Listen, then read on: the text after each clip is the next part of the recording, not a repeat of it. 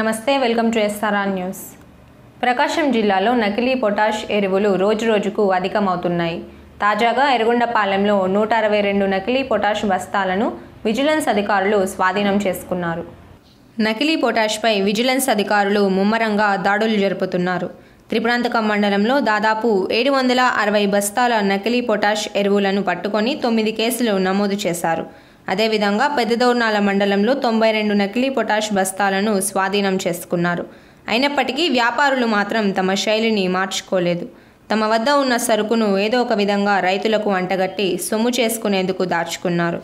ఎర్రగొండపాలెంలో మంగళవారం స్థానిక సిఐ మారుతి కృష్ణ, ఏవో బాలాజీ గంగాధర్లకు అందిన సమాచారం మేరకు కొలుకుల రోడ్లోని సాయిబాలాజీ రైస్ మిల్, పులల చెరువు రోడ్లోని సప్తగిరి ట్రేడర్స్కు చెందిన గోదాములపై దాడులు చేయగా ఆ రెండు ప్రాంతాల్లో 162 నకిలీ పొటాష్ బస్తాలను గుర్తించి పట్టుకున్నారు.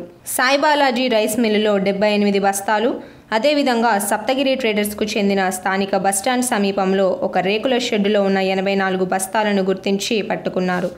ఎర్రగొండపాలెంలోని ఆయా ప్రాంతాల్లో విజిలెన్స్ అధికారులు దాడులు నిర్వహించి మొత్తం 162 బస్తాలను స్వాధీనం చేసుకున్నారు.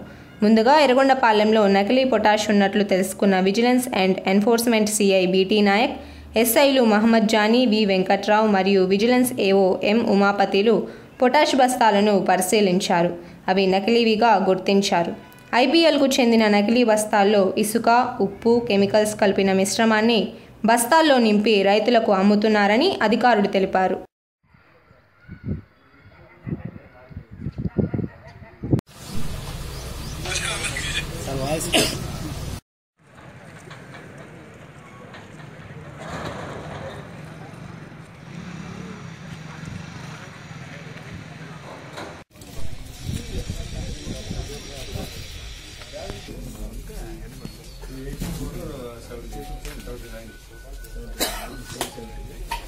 సాల్ట్ కిందకి వచ్చింది.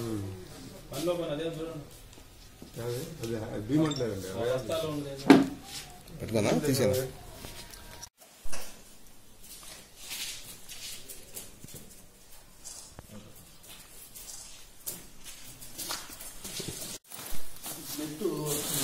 అదే రావడం మామూలు అన్నా చేస్తే ఇందాక 70 కిలోలు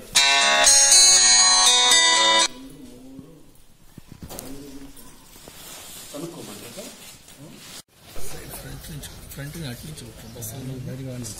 ఈరోజు నాకు రాబడిన సమాచారం మేరకు మా vigilance and enforcement additional SP గారైన ఎం రజనీ గారి ఆదేశాల మేరకు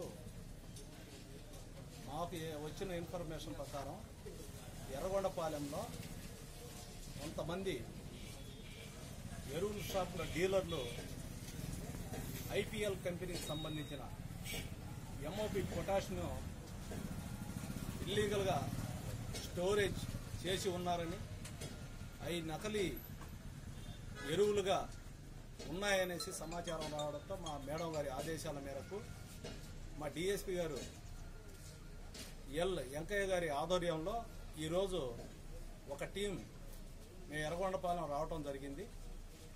మేము రావటము అదేవిధంగా లోకల్ లాండ్ ఆర్డర్ సిఐ గారైన వాళ్ళు ఈ షాపుల్ని గుర్తించారు.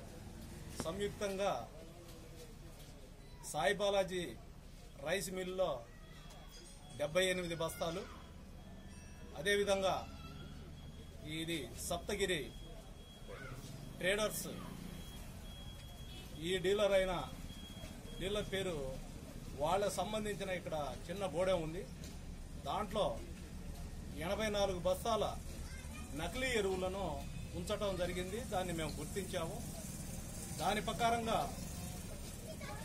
లాండ్ ఆర్డర్ పోలీసులు, వ్యవసాయ అధికారులు మరియు ఎన్ఫోర్స్మెంట్ విజిలెన్స్ అండ్ ఎన్ఫోర్స్మెంట్ అధికారులమైన మేము అంతా సంయుక్తంగా ఈ మందుల్ని అంటే ఎరువుల్ని సీజ్ చేసి తదుపరి చర్య కూడా తీసుకోవడం జరుగుతుంది. అదేవిధంగా మండలంలో ఇలాంటి నకిలీ ఎరువులు ఎక్కడ ఉన్నా కూడా మాకు సమాచారం ఇస్తే ఎవరికి ఇచ్చినా అవి మేము సీజ్ చేయగలమని, రైతులు కూడా చాలా నష్టపోయి ఉన్నారు. వాళ్ళ మీద ఎవరు ఈ నకిలీ మందులు అమ్మారంటే వాళ్ళ మీద కూడా మేము చట్టపరమైన చర్య తీసుకొని కేసులు కట్టండి అని కూడా మేము ఫిర్యాదు చేయడం జరుగుతుంది. కొంతమందిని తీసుకొచ్చి విచారిస్తున్నారు లోకల్ ఎస్ఐ గారు. విచారించి ఏమైనా ఉంటే సాగర్ కాలువలో 2 లారీల వీడియో వేసారని నిన్న ఈ ప్రాసెస్ గత 15 రోజుల నుంచి ఈ త్రిపురాంతకం మండలంలో మేము గుర్తించడం జరిగింది. అక్కడ కూడా 984 బస్తాలు పట్టుకున్నాము. అదేవిధంగా దూర్నాల మండలం హెడ్ క్వార్టర్ అయిన అక్కడ కూడా ఒక 92 బస్తాలు సీజ్ చేయడం జరిగింది. నిన్న మాకు రాబడిన సమాచారం మేరకు సాగర్ కాలువలో ఈ బస్తాలని ఈ మొత్తం ఐఓపి సంబంధించిన పొటాష్ని ఆ నీళ్లలో వేయటం జరిగింది. అక్కడ ఆనవాళ్లు ఉన్నాయో కానీ ఎన్ని బస్తాలు అనేది మాకు కరెక్ట్గా తెలియట్లేదు. అదేవిధంగా గుండ్లకమ్మ నదిలో అక్కడ కూడా కొన్ని నదిలో పారబోయటం బస్తాలు తీసుకెళ్లి పారబోసారు, కానీ బస్తాలు లేవు అక్కడ. ఈ మొత్తం నీళ్లలో కొట్టుకొని పోయి అక్కడ తెప్పలుగా ఉండటం వల్ల దాన్ని గుర్తించి దాని మీద శాంపిల్ తీశాము. అదేవిధంగా అక్కడ సుబ్రహ్మణ్యేశ్వర ట్రేడర్స్ సంబంధించిన అన్న సుబ్రహ్మణ్యేశ్వర రైతుల సమాచారం మేరకు రైతులు చెప్పిన దాని ప్రకారం అక్కడ ఆయన పారబోసి ఉంటారని, మరియు ఎన్ఎస్పి కాలువలో నాగరెడ్డి పారబోసి ఉంటారనేసి వాళ్ళు చెప్పారు. దాని మీద కూడా మేము ఫిర్యాదు ఇచ్చి మా ఏఓ గారి ద్వారా లోకల్ వ్యవసాయ అధికారి ద్వారా ఆ కేసు కూడా నమోదు చేయడం జరిగింది. సార్ మొత్తం టోటల్ వచ్చేసి ఏవో ఒక అతను ఉన్నారని చెప్పేసి వస్తుంది సార్.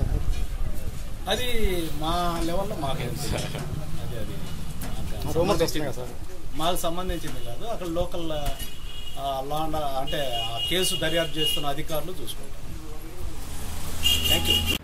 పూల సుబ్బయ్య వెలుగొండ ప్రాజెక్టును వెంటనే పూర్తి చేయాలని ఏపీ కాంగ్రెస్ పార్టీ అధికార ప్రతినిధి డాక్టర్ ఏలూరి రామచంద్రారెడ్డి ప్రభుత్వాన్ని డిమాండ్ చేశారు. పూల సుబ్బయ్య వెలుగొండ ప్రాజెక్టు పనులు త్వరితగతిన పూర్తి చేయాలని ఏపీ కాంగ్రెస్ పార్టీ అధికార ప్రతినిధి ఏలూరి రామచంద్రారెడ్డి అన్నారు. మంగళవారం ఆయన స్థానిక నాయకులతో కలిసి వెలుగొండ ప్రాజెక్టును సందర్శించారు. జరుగుతున్న పనుల వివరాలను ఇంజనీరింగ్ అధికారులను అడిగి తెలుసుకున్నారు. ఈ సందర్భంగా ఏర్పాటు చేసిన విలేకరుల సమావేశంలో ఆయన మాట్లాడుతూ పూల సుబ్బయ్య వెలుగొండ ప్రాజెక్టును త్వరితగతిన పూర్తి చేయాలని ప్రభుత్వాన్ని డిమాండ్ చేశారు.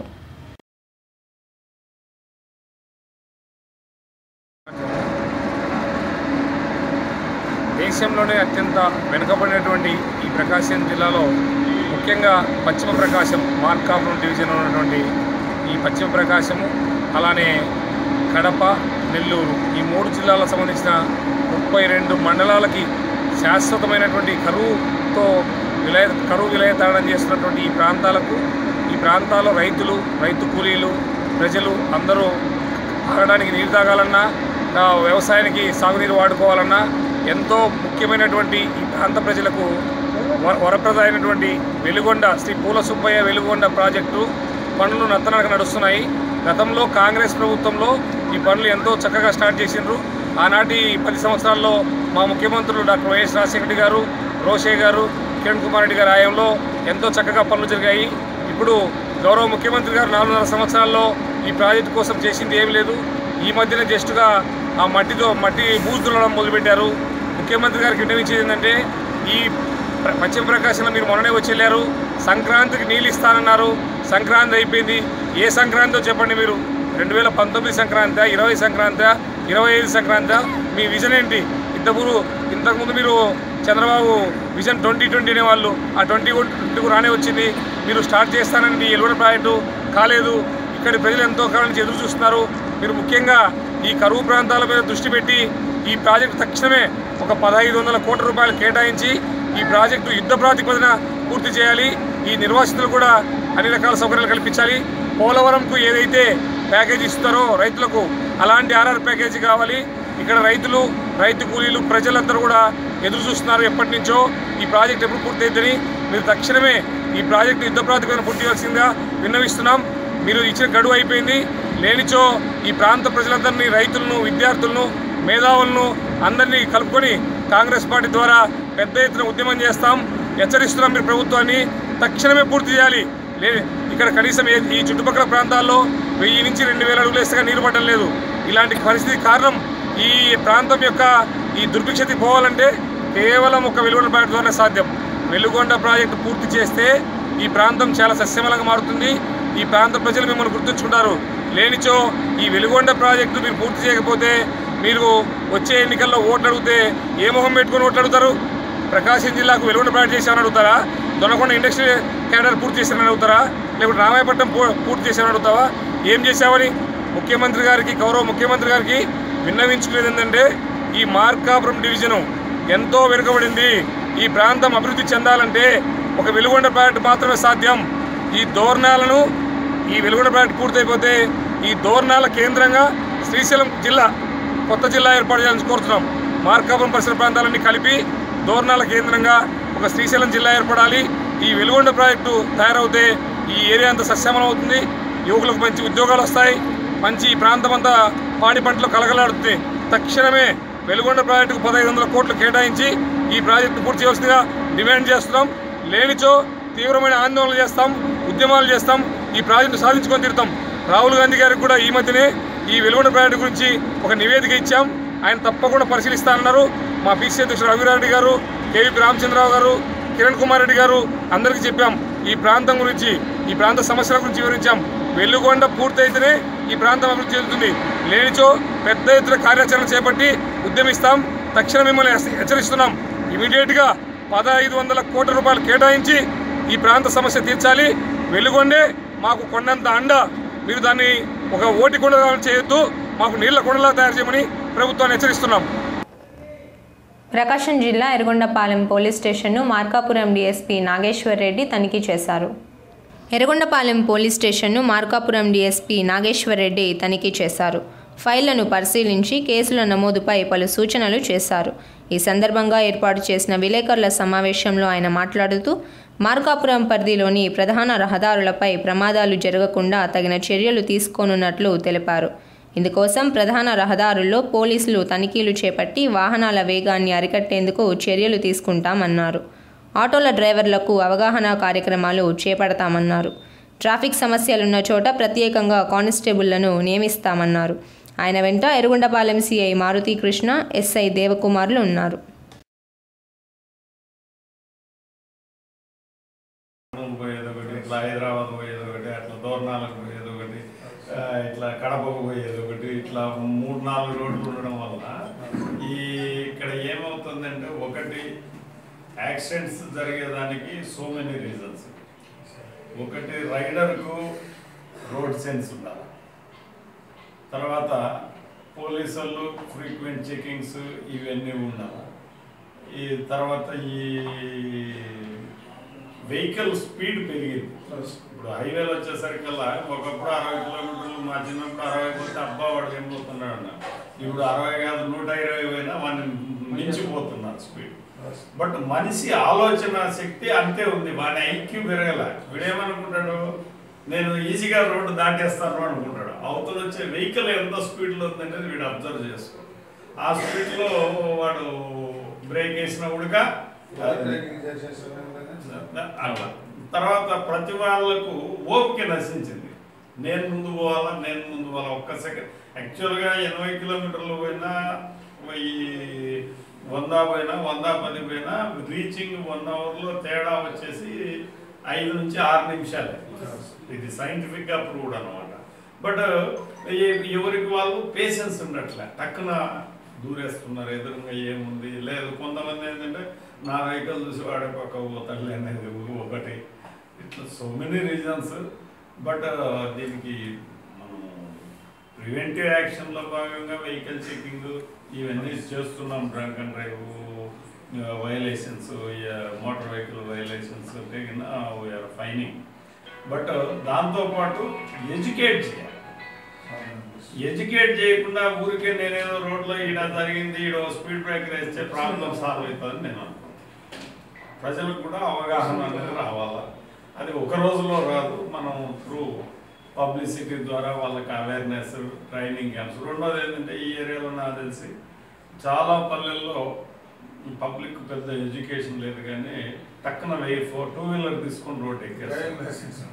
అదే మరి డ్రైవింగ్ లైసెన్స్.